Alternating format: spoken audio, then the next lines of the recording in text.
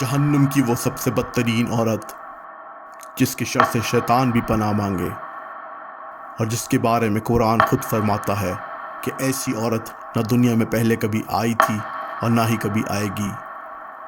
قریشی قبیلے کے سب سے مالدار خاندان سے تعلق رکھنے والی، جس نے اسلام کے خلاف ایسی سازشیں رچیں جس کا وہم و گمان آج کل کے دشمن دین بھی نہیں کر سکتے، وہ بدذات جس نے اپنے شوہر تک کو ایمان سے انکاری کرنے پر مجبور کر دیا اور ایک جلاد کی طرح مسلمانوں پر قہر ڈھایا، جمیل۔ تو چلیے اس شرپسند فتنے کی چونکا دینے والی کہانی دیکھتے ہیں۔ چینل کو سبسکرائب کرنا اور ویڈیو کو لائک کرنا نہ بھولیں۔ آپ کی حوصلہ افزائی کا دل سے شکریہ۔ جمیل کی پیدائش مکہ میں حرب ابن امیہ کے گھر ہوئی، جو اس وقت کا ایک مالدار خاندان تھا۔ حرب ابن امیہ قریش قبیلے کا سردار تھا، جو اس وقت مکہ کے سارے تجارتی اور مذہبی معاملات دیکھتا تھا۔ بچپن سے ہی جمیل مغرور اور آتشی مزاج کی مالک تھی، اور اسے چھوٹی عمر میں ہی عبد المطلب کے بیٹے ابو لہب سے منسوب کر دیا گیا تھا۔ ابو لہب کا شمار بھی اس وقت مکہ کے سب سے امیر ترین لوگوں میں ہوتا تھا، دولت اتنی کہ پورے اہل قریش کی دولت سے آج بھی کوئی موازنہ نہیں کیا جا سکتا۔ یہ اس کے پیسے کا ہی کمال تھا کہ اس کی بیوی جمیل پورے مکہ میں اپنی آسائشوں اور نمود و نمائش کی وجہ سے مقبول تھی۔ اونچے رتبے اور شہرت کے نشے سے بھری جمیل اپنی برابری کسی بھی صورت قبول نہ کرتی، اور ہر وہ آواز جو اس کے خلاف اٹھتی اپنی جان کھو بیٹھتی۔ وہ بہت اثر انداز تھی، مکہ میں رہنے والی تمام عورتوں پہ جیسے اس کی حکمرانی تھی۔ ہر قسم کے گھریلو اور ذاتی معاملات اس کی مشاورت اور اس کی مرضی کے بغیر نہ ہی تصور کیے جاتے اور نہ ہی حل ہوتے۔ ایسا رتبہ پانے کے بعد بھی اگر جمیل کو کوئی غم تھا تو صرف ایک، کہ یہ عیش و عشرت اور مرتبہ کسی بھی صورت کم نہ ہو اور اس کے پیروکار اس کے شوہر سمیت ہمیشہ اس کے فرما بردار رہیں۔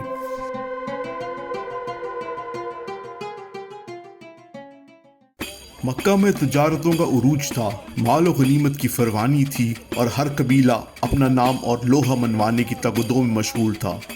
اور وہیں جمیل باوجود ایک عورت ہونے کے پورے قریش کی سرداری حاصل کرنے کا سپنا بن رہی تھی۔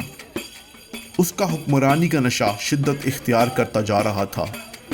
وہ خود کو اور اپنے قبیلے امیہ کو سب سے اونچے مقام دلوانے کے لیے کسی بھی حد سے گزرنے کے لیے تیار تھی، مگر اللہ، اس کا تو کچھ اور ہی منصوبہ تھا۔ ایک دن اڑتے اڑتے اس کے کانوں میں یہ خبر پڑی کہ مکہ میں کوئی محمد صلی اللہ علیہ وآلہ وسلم نامی شخص خود کو اللہ کا پیغمبر بتا رہا ہے اور لوگوں کو اپنے اور اپنے مذہب کی طرف مائل کرنے کی کوشش کر رہا ہے۔ اس خبر نے جیسے جمیل پر قیامت کا پہاڑ ڈھا دیا۔ وہ حضرت محمد مصطفیٰ صلی اللہ علیہ وآلہ وسلم کے خاندان کی نسب کو اچھی طرح سے جانتی تھی۔ اسے معلوم تھا وہ آل ہاشم کے قبیلے سے تعلق رکھتے ہیں، جو قریش قبیلوں میں ایک مضبوط ترین قبیلہ تھا۔ اگر یہ نیا مذہب اسلام مکہ میں پھیلا تو قریش کی حکومت بدل جائے گی اور ہماری سرداری ختم ہو جائے گی۔ ابو لہب اس کا شوہر نبی اکرم صلی اللہ علیہ وآلہ وسلم کا رشتہ دار تھا، مگر بیوی کی حمایت میں اس نے بھی دعوت اسلام کو قبول کرنے سے انکار کر دیا، اور نفرت سے بھرے دونوں میاں بیوی نے مکہ کی گلی کوچوں، گھروں اور خانہ کعبہ کے ارد گرد نبی اکرم صلی اللہ علیہ وآلہ وسلم کے خلاف سازشیں رچنا شروع کر دی۔ یہ نئے مذہب کا دعوے دار زیادہ دیر تک مکہ میں نہیں ٹک پائے گا اور ایک دن ماضی کی پنوں میں گم ہو جائے گا۔ لیکن نبی صلی اللہ علیہ وآلہ وسلم کے دین اسلام کے حقائق اور اعلیٰ اخلاق نے جب لوگوں کو بڑی تعداد میں ان کی طرف مائل کرنا شروع کیا تو جمیل سمجھ گئی کہ آنے والے وقت میں یہی شخص اس کا سب سے بڑا دشمن ہوگا۔ وہ ایک اثر و رسوخ والی عورت تھی جس کی کہی ہوئی بات کی بہت اہمیت تھی۔ اس کے منہ سے نکلا ہوا ہر لفظ مکہ میں جنگل کے قانون کی طرح لاگو ہو جاتا۔ یہی حربہ اس نے اسلام کو نقصان پہنچانے کے لیے استعمال کیا، اور کئی من گھڑت کہانیاں، فتنہ آمیز باتیں اس نئے مذہب کے خلاف پھیلانا شروع کر دیں۔ اور پھر جب اس کی ٹکر کی خاتون، جو دولت اور عزت میں اس سے کم نہ تھی، حضرت خدیجہ رضی اللہ تعالیٰ عنہ نے اسلام قبول کر کے نبی صلی اللہ علیہ وآلہ وسلم سے شادی کی اور ان کی حمایت زور و شور سے کی تو جمیل کی حالت کسی وحشی پاگل جانور سی ہو گئی۔ نیا دشمن، نئی سازشیں۔ جمیل حضرت ختیجہ رضی اللہ تعالیٰ عنہ کے خیر خواہوں کے پاس جاتی اور ان کو دھمکاتی یہ کہہ کے کہ ان سے اپنا تعلق توڑ دو ورنہ قریش تم سے اپنا تعلق توڑ دے گا۔ یہی نہیں، پھر اس بدذات نے قریش کے اعلیٰ مرتبوں پہ فائز حکمرانوں پہ بھی اپنا جادو چلانا شروع کر دیا تاکہ مسلمانوں کو مکہ سے ہونے والی تجارتوں سے نکالا جا سکے اور وہ شدید دباؤ میں آ کر خود ہی اسلام سے بے دخل ہو جائیں۔ جب ذہنی تکلیف پہنچانے سے اس کا دل نہ بھرا تو نبی صلی اللہ علیہ وآلہ وسلم کے راستوں پر پتھر اور کانٹے بچھانے شروع کر دیے تاکہ وہ ان کو سخت جسمانی نقصان پہنچا سکے۔ اور پھر ایک دن سب حدیں پار ہو گئیں جب نبی صلی اللہ علیہ وآلہ وسلم کعبہ کے قریب نماز پڑھ رہے تھے، ابو لہب اور جمیل نے اپنے آدمیوں سے کہہ کر ان پر غلاظت اور گندگی پھینکنے کا حکم دیا۔ مگر وہیں جہاں ان میاں بیوی کی نفرت زمانے کو دکھی، ہمارے نبی صلی اللہ علیہ وآلہ وسلم کا حسن اخلاق اور پختہ ایمان بھی زمانے کے لیے بے مثال بنتا چلا گیا۔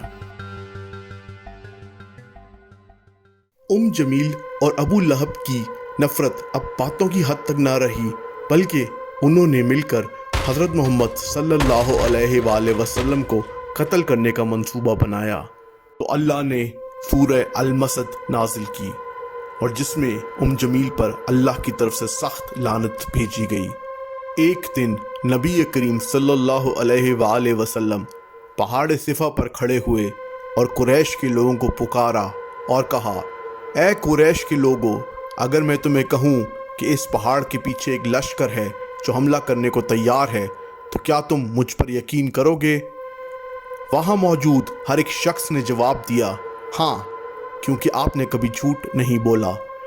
پھر نبی اکرم صلی اللہ علیہ وآلہ وسلم نے فرمایا، اللہ ایک ہے اور اس کا کوئی شریک نہیں، میں اس کا آخری پیغمبر ہوں، تم سب اللہ کی عبادت کرو اور مذہب اسلام کی تبلیغ کرو، ورنہ اللہ کے عذاب سے بچنا ناممکن ہوگا۔ ابو لہب جو اسی مجمع میں موجود تھا غصے سے چیخا، کیا تم نے یہ کہے کے لیے ہم سب کو یہاں کیا ہے؟ آپ ہو برباد تم!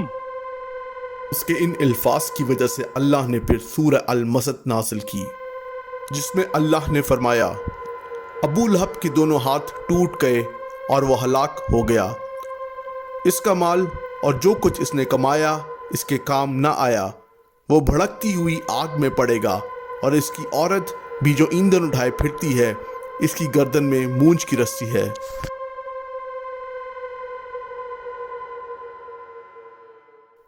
جمیل کو جب اس سورہ کے بارے میں پتہ چلا تو وہ غضبناک ہو گئی، کیونکہ اس کے لیے یہ سورہ اس کی موت کا اعلان تھی۔ مکہ کے لوگ اب اس کی تقدیر کے بارے میں بات کر رہے تھے، یہاں تک کہ قریش کے سرداروں نے بھی اس کا مذاق اڑانا شروع کر دیا تھا۔ ایک دن اس نے ایک بڑا پتھر اٹھایا اور نبی صلی اللہ علیہ وآلہ وسلم کو قتل کرنے کا ارادہ کر کے مسجد الحرام گئی، جہاں اس نے نبی صلی اللہ علیہ وآلہ وسلم کو حضرت ابو بکر رضی اللہ تعالیٰ عنہ کے ساتھ بیٹھے دیکھا تھا، لیکن اللہ نے نبی کو اس کی آنکھوں سے پوشیدہ کر دیا، سامنے بیٹھے ہوئے نبی صلی اللہ علیہ وآلہ وسلم نظر نہ آ سکے۔ وہ غیظ و غضب سے چلائی، تمہارا دوست کہاں ہے؟ میں اس سے مار دوں گی، یا شیطان! وہی ہے جس نے اپنے جادو اور جھوٹ سے ہم سب کو لگوایا ہے۔ ابو بکر رضی اللہ تعالیٰ عنہ نے پرسکون نظروں سے اس کی طرف دیکھا اور کچھ نہ کہا۔ جب اس کا مقصد پورا نہ ہوا تو وہ بہت چیخی اور پتھر اپنے ہاتھ سے پھینک کر وہاں سے چلی گئی۔ سورہ المسد کے نزول کے بعد تو جیسے دونوں میاں بیوی کے ہوش ہی اڑ گئے، ان کو نہ دن کو چین تھا نہ رات کو۔ ابو لہب نے طیش میں آ کر مسلمانوں کے خلاف پھر بہت بڑا محاذ شروع کیا اور 3 سالوں تک ان کو مسلسل تکالیف پہنچاتے رہے، لیکن اپنے مقصد کو پورا کرنے کے چکر میں وہ سورہ المسد میں کیا اللہ کا وعدہ بھول گیا، اور پھر دنیا میں اس کی سزا ذلت اور بیماری کی صورت میں آئی۔ وہ ابو لہب ہی تھا جو سب سے پہلے مکہ میں اس بیماری کی زد میں آیا۔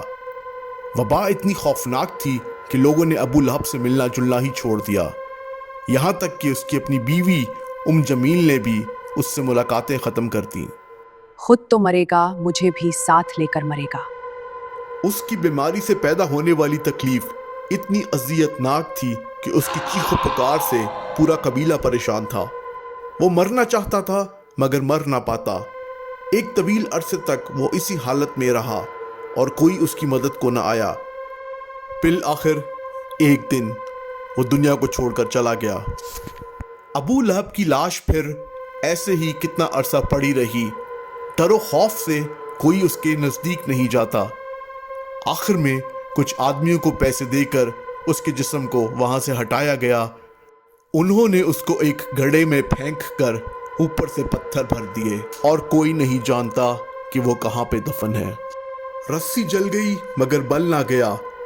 جمیل کی حالت اب پہلے جیسی نہ رہی۔ وہ ابو لہب کے جانے کے بعد خود کو بہت کمزور محسوس کرتی، لیکن سازشوں میں کمی نہ آنے دیتی۔ کچھ روایتوں کے مطابق اس کی موت ایک بڑے پتھر کے نیچے کچلے جانے کی وجہ سے ہوئی، اور دوسری روایتوں کے مطابق اس کی موت گردن میں رسی ڈال کر پھانسی کی صورت میں ہوئی۔